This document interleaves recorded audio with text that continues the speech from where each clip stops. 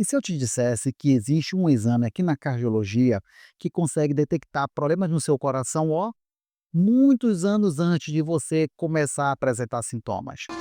Que demais! E detalhe, é um exame barato, de fácil execução, não precisa de contraste, não precisa de radiação e que o resultado pode sair até na hora. Então, se você ficou interessado, fica aqui comigo que eu vou te falar os detalhes sobre o ecocardiograma com o strain e você vai entender por que esse exame está revolucionando o mundo da cardiologia. Você já viu aquela expressão que fala que o coração é traiçoeiro? Que muitas das suas doenças, elas estão ali de forma silenciosa, não apresentam nada, e que num belo dia você descobre que tem um problema sério no coração e até mesmo pode levar à morte súbita. Agora imagina se você tiver um exame que consegue detectar esses problemas muitos anos antes de realmente ele ser detectado pelos outros exames e até mesmo de dar sintoma. Pois é, eu estou falando aqui para vocês do ecocardiograma com strain. Mas afinal de contas, o que é esse strain cardíaco? Porque o ecocardiograma você já sabe. O ecocardiograma é aquele exame que é como uma ultrassom do seu coração que faz uma análise morfológica. Ele consegue ver o tamanho do seu coração, consegue ver o tamanho das cavidades, a espessura do coração, as válvulas, como é que o sangue está passando para o coração. Mas o que é esse strain? Esse dado a mais que esse exame pode fazer? Se a gente for pegar a palavra strain, traduzindo ela do inglês para o português, significa deformação. Para você ter uma noção melhor, é como se a gente estivesse olhando o seu coração num microscópio e a gente consegue ver essas alterações dessas fibras musculares. Só que detalhe, sem ser invasivo. Eu vou lhe dar agora aqui 3 vantagens do ecocardiograma com strain versus o ecocardiograma tradicional com Doppler.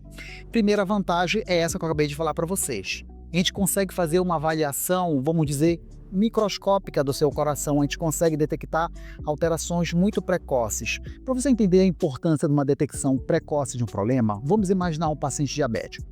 Um paciente diabético ele pode descobrir que ele tem diabetes no dia que ele teve que amputar uma perna, no dia que ele perdeu uma visão, no dia que ele teve um AVC.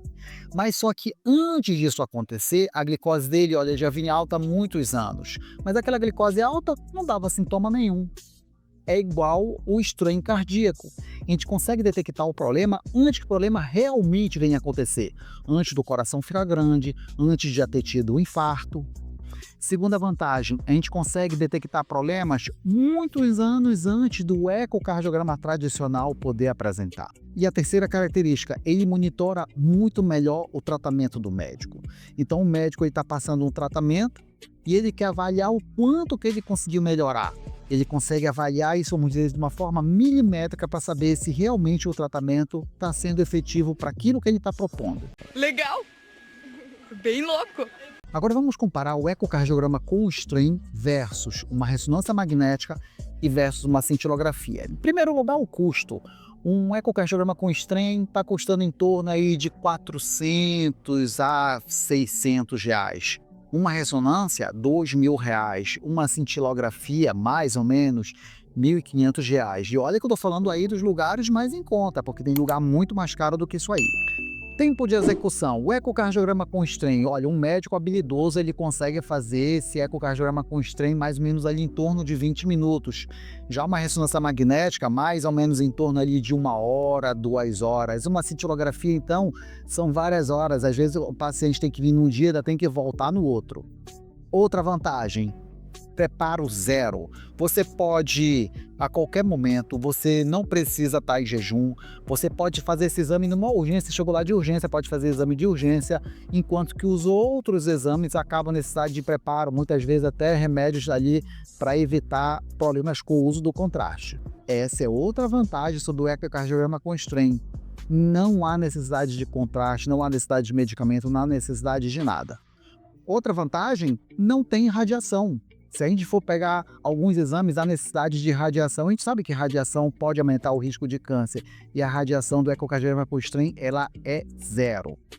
Mais uma vantagem, não precisa fazer esforço. Enquanto que numa cintilografia, na própria ressonância, há necessidade da parte do estresse, No ecocardiograma com strain não há necessidade. Por exemplo, pacientes que têm problema de prótese no joelho, que não podem andar, ou pacientes que passam muito mal quando a gente faz medicação injetável para acelerar o coração, pois é, nesse caso não vai haver essa necessidade. E para a gente passar régua nessa história de vantagem, vamos falar mais uma, que é o resultado poder sair na hora. Acabou de fazer o exame, o médico imprime o laudo e está aí na sua mão, já pode levar para o seu médico.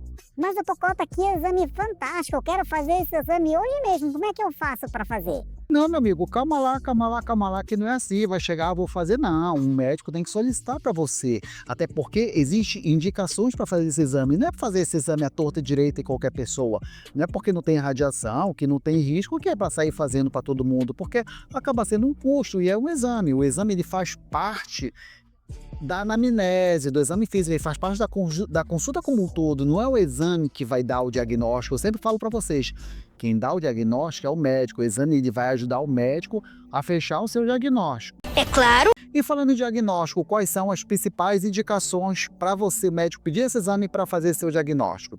Em primeiro lugar, aquele que é indiscutível, que é consenso em todos os cardiologistas no mundo, é pacientes que estejam fazendo quimioterapia.